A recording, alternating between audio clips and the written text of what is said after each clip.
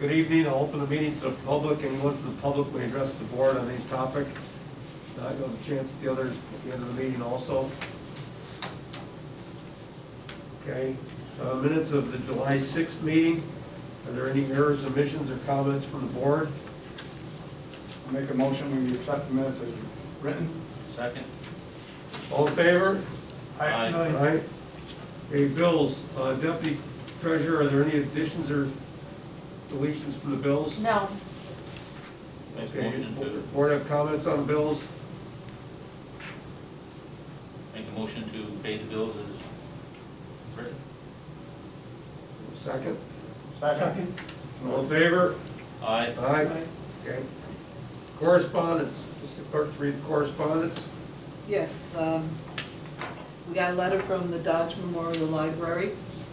Dear Mayor Batha and Board of Trustees, on July 10th, 2020, the Dodge Memorial Library Board appointed Patricia Burkett to finish out the open board term that is ending April 30th, 2021.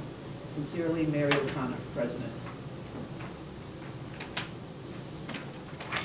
We also got a letter from Amtrak about improving handicap access to the station.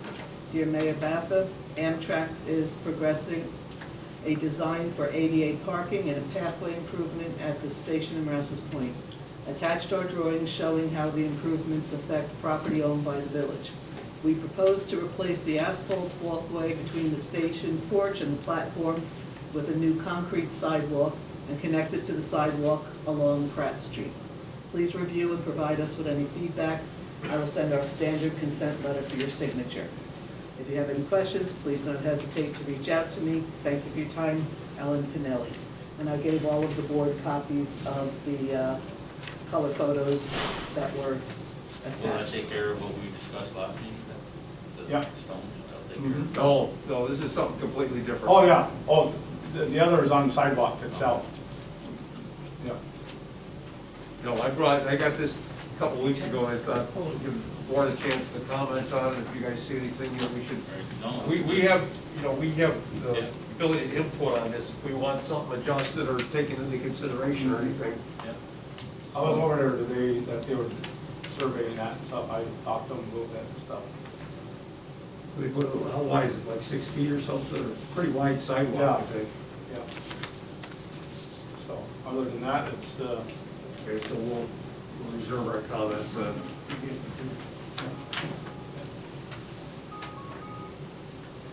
Okay, is that all the correspondence we have? Except for the crossing guard Yeah, I'll like resignation, them which later. Jill has. Okay. Okay, self-insurance fund. I mentioned last week, I believe, that last meeting, I wanted to review this with the board. In 1986, we created I believe it was in 86, but it might have been in 94, or 96 rather. We did a comprehensive review of all our village vehicles, collision and comprehensive insurance.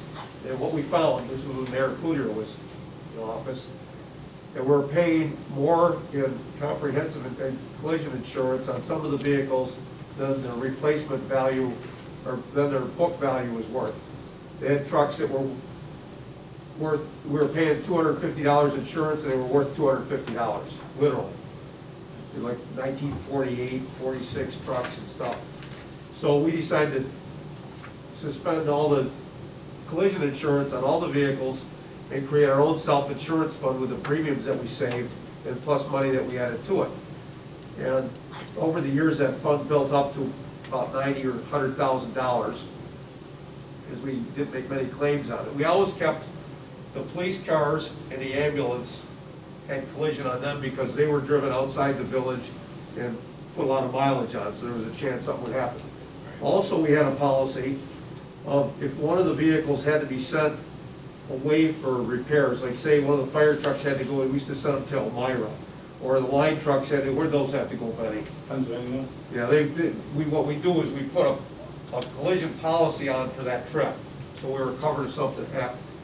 It has worked out great. And with the interest and everything that account has earned, it got up to $145,000. And now, this last budget, we transferred some more additional funds in there, and it's just under $200,000 now. Now,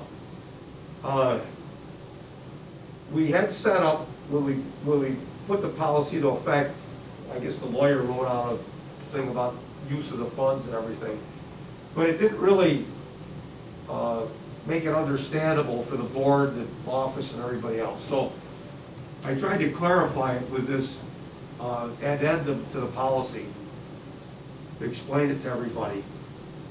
You have a copy in front of it for you, in front of you. Basically, I gave the background of the policy, which I just saved, and then the action, the following procedures will be taken when applying funds from this account. Accidents and incidents will be documented with a village accident report. We've created a new draft of an accident report for this type of in-house situations. We're not talking about a police accident if somebody backs a truck into a parked car or something. We're not talking about that. Then we also need a cost estimate of the damage, must accompany this claim. And then the village board will review the claim and vote to authorize the treasurer to disperse the funds from this account. So that's what we're doing now. Where this would have been a benefit, we recently had an incident where one of the trucks got backed into one of our pieces of equipment in the garage. And that's what this fund should pay for. It shouldn't come out of normal operating maintenance funds out of like the street department or something. A good example, I feel, and it happened when I was there, a few years ago, a truck burned up in the village, in the fire department, the pickup truck they had there. And it was an electrical fire and it burnt up, and fortunately the windows on it were rolled up, or we would have probably lost the station, but it's neither here nor there.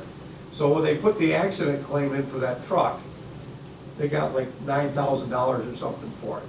And I think that state contract, we probably paid about 20, Ben, do you remember? Yeah, a little bit more than that. 22, something like that. I mean, when we bought the first one, Right. the one that burned up. Right, right. Well, what I contend is, that's what this fund is for. The village should have paid, the village had the option of taking money out of this fund, added it to the insurance recovery, and replaced the truck. And as it is, they ended up, the fire department did fundraisers and stuff, and I think they replaced the truck. They replaced it. And it was good of them to do that, but I think they should have had the option. Right.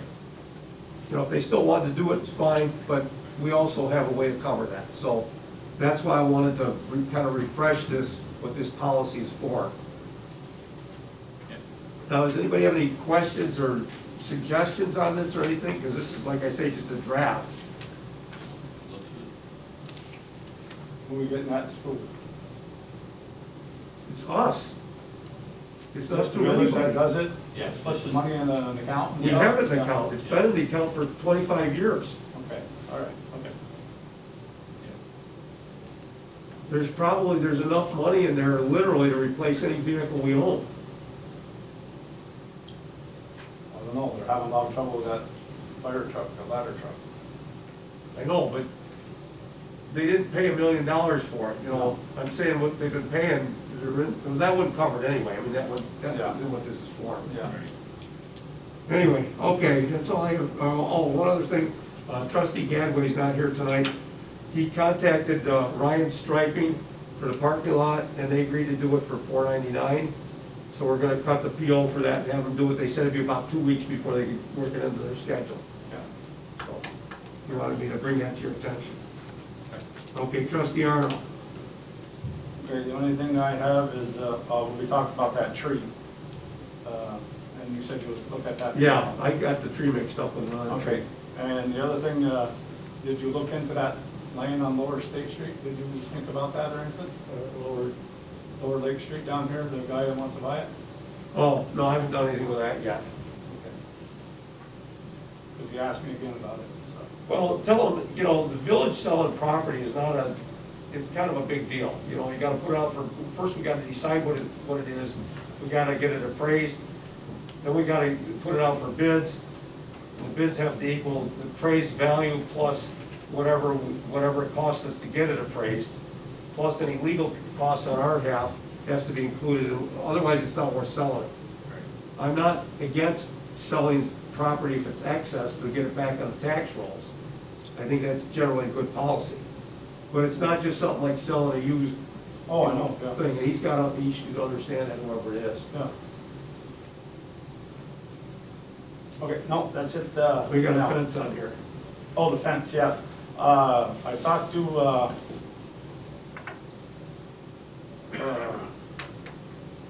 what's his name? George? George Walker. I talked to him, and, well, he come and talked to me and stuff. And he said the reason why the fence is so far over is because when they went redid the ditch, dig the ditch out and stuff like that, and they dug all along the side of his property, and then the frost took and pushed the poles up out of the ground, and they're falling over. So he'd like to see the village or somebody, or the state, that when they went down through there and dug that up. I remember when they put the new sewer pipe in up through there and stuff, that's when they dug a lot of that and stuff. On the other side of, up by Geno's and between Shazy Hardware and stuff, they ditched out all that and stuff. Yeah, but that was back in the 80s, wasn't it? When they put Yeah. the outfall line in? Yeah, That was before he put that fence in, or around that time. I mean, that's 30 years ago. yeah. But anyhow, he said he can't, right now, he can't drive his lift over to the side to pick up a boat and stuff, because the lift goes down like this. Because the lift is so heavy, when he picks the boat up, and it's so close, he's so close to the fence and stuff like that, when he picks the boat up, that he's having a problem. And he'd like to see the village or somebody either fight the ditch up and stuff like that and level it off and have it, then he'll fix his fence, push them back down in there or whatever. But he said it's useless right now, because he said the ditch is so low that the cement is out of the ground this far, and it keeps pushing, the frost keeps pushing the fence up. Well, I would say this, I mean, the ditch is on our property, right? Yeah. The fence is on his property, he just put it too close to the edge of his property line. He should have brought it in 2 or 3 feet if that was a problem. And I don't think he needs cement, he could just push those posts to the ground. Yeah. Mhm. But I think they shouldn't be leaning over, I talked to him twice about that last year, the year before. Those fence with that barbed wire is leaning over our property, and it's a hazard for our people on lawnmowers, where that barbed wire is hanging over. And I asked him about that, I says, you know, you might wanna take the barbed wire down. He says, So I just brought it up just because he asked me to bring it up and see what the village would say. well, I don't think we're gonna rebuild our ditch, you know. No. To me, I mean, I agree with Tom that the fence is too close to the line. It should have been Mhm. 2 or 3 feet back if we took the ditch. I mean, the ditch is on our property. But it also drains him too. Right, it also drains in, but. seems to me We that could should put the be ditch his. right down, we wouldn't do it, but I mean, it could have been shared by both property owners, you know? Anyhow, that's. Okay, well, while we're talking about the fence, up by the parking lot, by the tank, where the wood fence is, okay, that fence was supposed to delineate the boundary line of the village park. In other words, like, similar to the way it is across the street at the boat ramp, you know, it says right where we own. Well, the architect that designed changing the park around, when he put that fence in, instead of putting it to delineate the edge, he put the parking lot in kind of cockeyed, and so the fence followed the parking lot instead of the boundary line. Mhm. And we're losing about 8 feet of property up there, I think. I think this would be a good time to put the fence back along the boundary line where it's supposed to be. And I talked to Jason, because we had to pull out 3 of those posts that were across the end of the, you know, where the new driveway goes in there. Yeah. Mhm. And they're only in about a couple feet, 2 or 3 feet, and we got a post hole digger that'll dig those. He says that they can pull them out and reset them where they're supposed to be, and at the same time, replace any ones that are rotted or dried out, you know, the boards on the fence. And then I was suggesting that we put whatever you put on raw wood, creosote or whatever you use now, I know you don't use creosote, but something to treat that wood because it's getting so dried out. Mhm. And then later on, we can adjust the parking lot to go up to the wood fence if we want, you know, it's gonna be like a triangle piece in between. You guys know what I'm talking about here? Yeah, Well, what do you feel about that? yeah, I think we should, yeah. Yeah. Okay, we just paid to have that whole land surveyed, I think, twice. And so we should know where I didn't see any pins evident, but I know that EAS just surveyed the whole thing last year. And before that, somebody else surveyed it all too, so we should be able to find our boundary, but I think it lines up where the chain link fence is just about the boundary line. If you just sight down that, you can see pretty clearly where it goes, Yeah. okay? Okay, trustee Dart. I got a couple of three things. First thing is our line helper worker. Susan has published the ad in the Press Republican, Monster.com, and New York State Department of Labor. She also sent it to the placement officers at Clinton and Canton Community Colleges and to the MAUA to appear in their August publication. Susan sent out 4 applications and we've got 1 back. So to date, that's where we stand on that. We'll just keep waiting to see if any more comes in. Absolutely. Okay. I've got a water plant update for the test skid unit. Things have been running with minor issues, and mainly turbidity problems, appliances has been happening there with water conditions. And the testing will continue on that unit till around the end of August. Okay, Last thing I got is I got a letter from somebody, and they're concerned about open fires in the village of Rouses Point. And is it necessary to have them in a 90-degree weather and whatever. Problem being is we can't address this letter, I can't give it to code enforcement because they didn't sign it. And they also didn't name any specific locations where the fires are happening. yeah, So there's nothing we can do about it. Right now, we've got 3, Susan, I think we have 3 of them there right now. The people have written in complaining, and whether they put their name down when they complain or not, that's not important. But complaining about something, what Tom said, they're saying it's on my street. Which street do they live on? yeah. You know, we have to have something to go on, some kind of information. I know, I give one to Susan. Yeah, well, I've got 3 of them, Ben. You saw it? What can you do if you don't have anything to work with? Well, that's it, yeah. Yeah, most of the letters that I get, they're unsigned or anonymous, or just, you can't reach out to the person and answer their question for them, you know, so. Well, I'm more than willing to go to the houses and knock on the doors if I have to, but I have to find the right house. Yeah.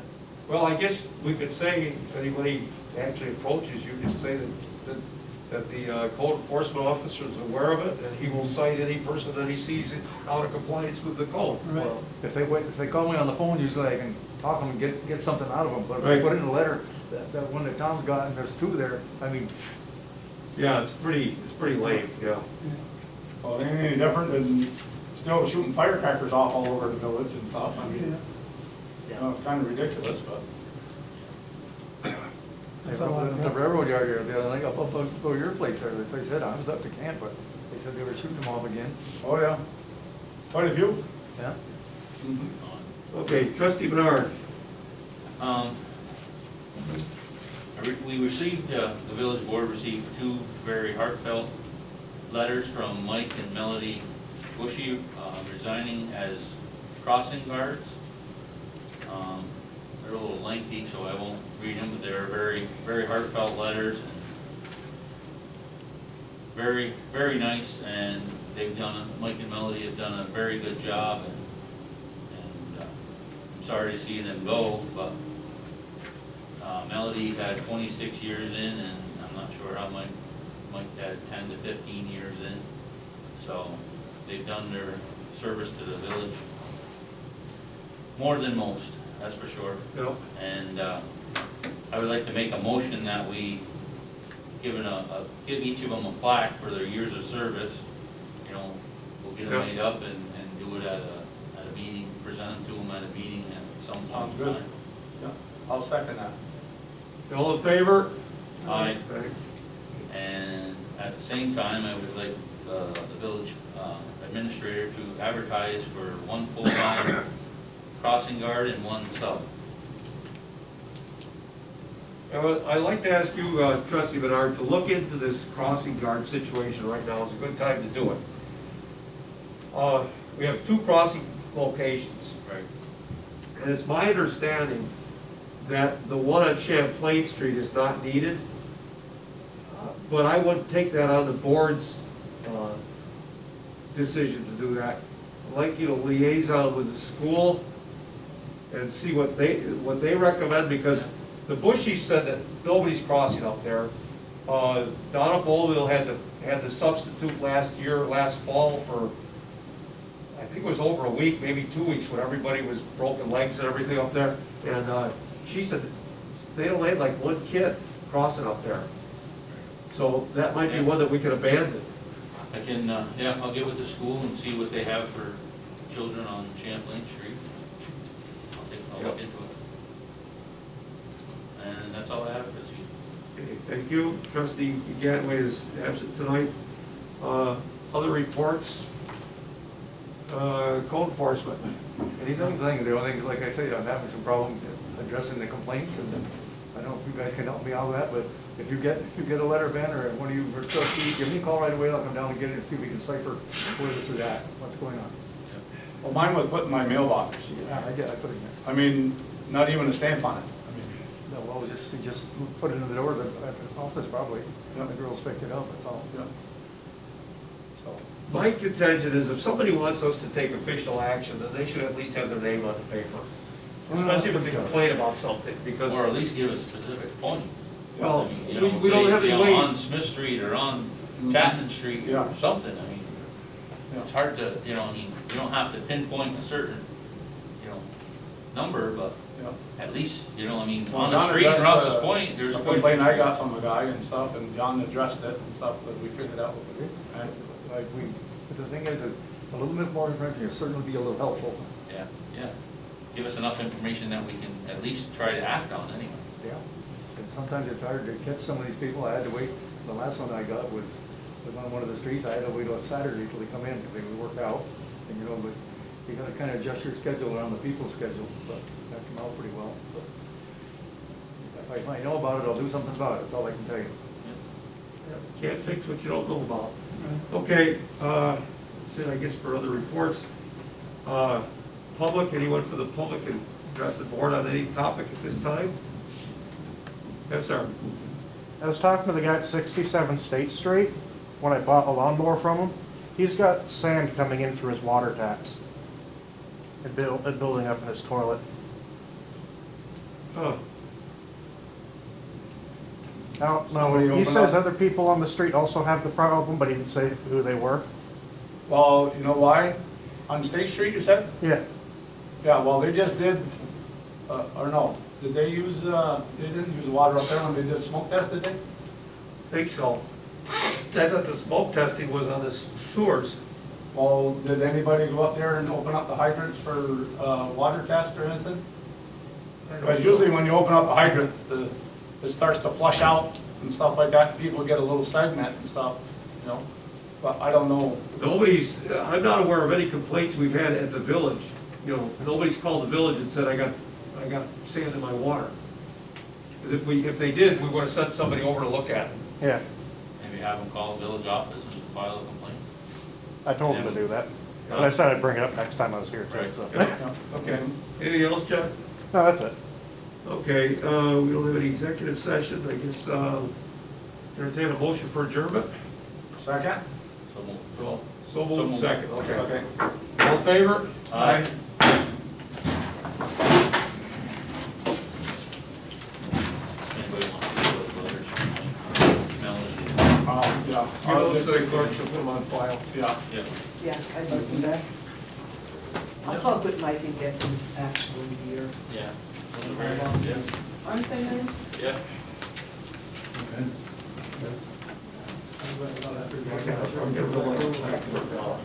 Yeah. Jessica, yeah. Okay, that's fine. You know, Pretty good area. Oh, okay. Susan, she said they really enjoyed Wow. the attention of the big event stuff. I 40 to 60. think one would look nicer in the house. They got That was a good job with the kids. and Oh, stuff. yeah. It's great, it's great to be. Yeah, exactly. And, always a smile on her face, and, you know, always. John? Hey, John. You know, Jenny, I'll talk with Dan Gay, he's our water supervisor for water and wastewater.